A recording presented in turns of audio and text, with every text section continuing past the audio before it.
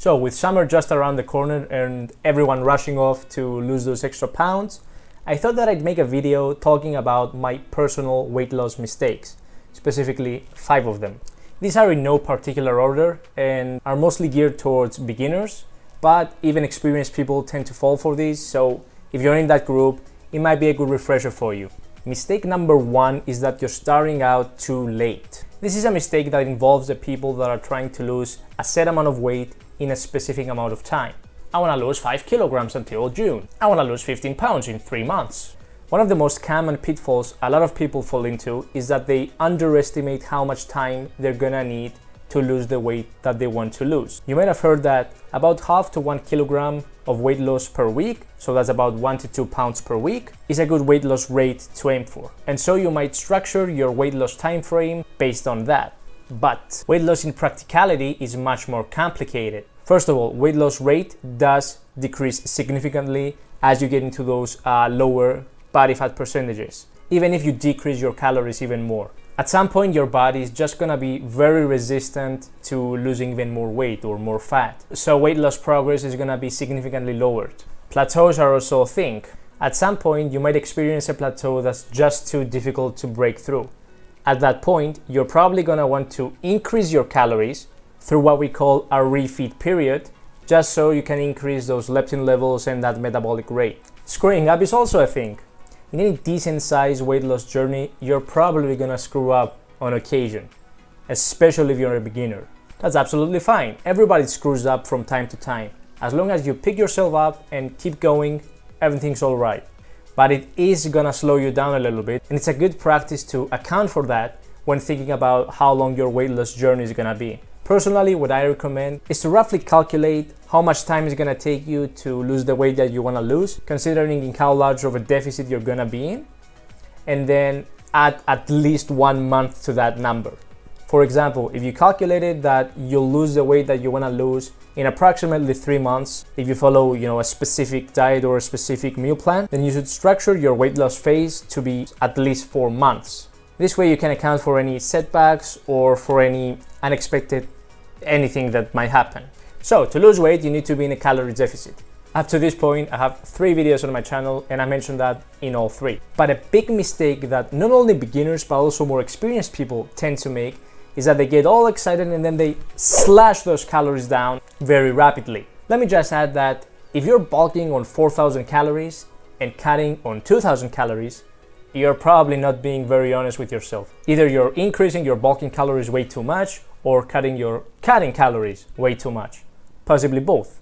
Now there are some occasions when you would want to rapidly count down calories. For example, if you were trying to lose a big amount of weight in a small period of time for a specific event, so it could be a competition, it could be a photo shoot, it could be a wedding. At that point, yeah. But in my experience, most people drastically cut down their calories because they're too eager to lose that weight and don't actually see the consequences of cutting down calories and losing weight too quickly. First of all, there's a greater possibility that you'll actually put the weight back in, like a month. It sounds cliche, I know, but dropping calories really low probably means that you're gonna be pretty restrained. And so there's a much greater possibility that you'll actually bounce back once you lose that weight. If you lose that weight. Which conveniently brings me to the second problem when it comes to cutting calories down too fast, which is you're more likely to quit. Here's the thing, it's much better to lose 1 pound per week and maintain that for 14 weeks than to lose 3 pounds per week and quitting after 3 weeks. Plateaus, again, are a real thing and they're gonna be extremely difficult to break through if you cut down your calories too fast, simply because you won't have any leeway to cut down even more once that plateau does eventually happen. And that's without even mentioning the greatly increased risk of losing more muscle mass, which will impact your overall physique. So my advice, start by finding your maintenance calorie levels. Now there's a ton of calculators online to do that, but it's also probably gonna require a little bit of trial and error. Once you find that number, drop 300 calories. I know it sounds pretty small, but it's better to start small and then gradually build up rather than starting with a 700 calorie deficit. So start with 300 calories and then decrease them even more as weight loss progress slows down. Repeat until profit. Mistake number 3 is that you're underestimating your protein needs. I know, you hear it all the time. protein for weight loss. Protein is the most important macronutrient when it comes to weight loss. Eat protein to lose fat more quickly. I know that you hear it all the time, and I still believe that many people underestimate both its importance, but also how much protein they need to eat every day. Now, I'm not gonna expand very much on how protein can actually help you with weight loss, since I'm sure most of you already probably know that, and because I also mentioned it in my other video about whether or not whey protein can help you lose weight, which I'll link somewhere in the screen and also in the description. But in short, protein has a critical role in building or at least maintaining muscle mass, thus improving overall physique. It also has a high thermic effect, and it's also very beneficial when it comes to satiety levels and feeling full. Most people agree that for an individual that engages in resistance training or weight training consistently and on a daily basis, around 1 gram per pound of body weight, that's about 2.2 grams per kilogram of body weight of protein every day is a good number to aim for. For people that are more sedentary or don't work out with weights, something along the lines of 0.7 grams per pound of body weight or around 1.5 grams per kilogram of body weight is a more reasonable number. And don't worry, protein won't damage your kidneys. I'll probably make a whole video about that in a later time. Unless, of course, you already have a pre-existing kidney problem, in which case, yeah, it can aggravate it. So if you're on that group, make sure to check with your doctor or any health professional in your area first. And let's be real here, protein is pretty boring. I mean, it requires you to eat, chicken breast, tuna, and protein shakes all day long.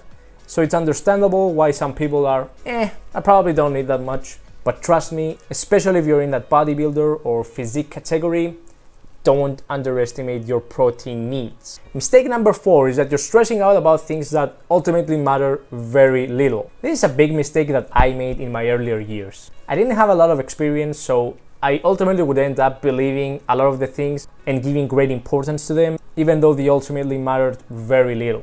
Basically, I just put extra stress on myself for no reason. I was the type of person that thought that you absolutely had to drink a protein shake at the very most 30 minutes after your workout. Oh, and don't forget that banana or that white bread that should accompany the protein shake to spike that insulin up and get that protein into your muscles much quicker. I thought that eating 5 to 6 small meals a day was the only way to lose weight, which is ironic considering that ultimately it actually caused me to eat more food. No cardio while losing weight? Are you mad, bruh? I was cutting fats at first, then carbs. The point is that I was worrying about stuff that ultimately made very little difference in the grand scheme of things. The reality is that most of us have lives apart from trying to get a six-pack. We have jobs, school, hobbies, etc., etc. Unless you're in that blessed time of your life when you're in college and your life basically revolves around going to the gym and, studying on occasion. But for the rest of us, we're busy with a lot of things, so it's important not to make your weight loss journey more complicated than it needs to be. So let me give you a simple checklist that you want to keep in mind when you're trying to lose weight. Calorie deficit, adequate protein intake, training, and eating a balanced nutrition. And the last one isn't even that important when it comes to losing weight. It's just important for your overall health. I just felt the need to mention that considering my profession. That's it. If you're not training, then you can still lose weight, but your overall physique won't be that good and your calories and your protein intake are gonna be affected by it. But yeah, with that in check, you're pretty much 98% set. If you wanna add cardio at some point, feel free. It's just gonna increase your energy expenditure, making the calorie deficit a little bit bigger. Don't worry about stuff like meal timing, anabolic windows, fat or carb reduction, etc., etc. If you have the time and mental focus, and you want to manage those things, that's fine, but you don't need to. As long as you keep those 4 things that I just mentioned in check, you're pretty much set.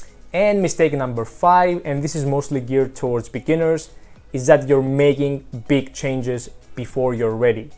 And this is probably the biggest and most common mistake that I see literally everyone make when they first get into that fitness and bodybuilding and nutrition world. So you have your average Joe who's still a newbie to these things. His nutrition and his life in general probably aren't built around being fit and staying healthy. He hasn't built the habits over a long period of time that are going to ensure that he's gonna be able to stay on track.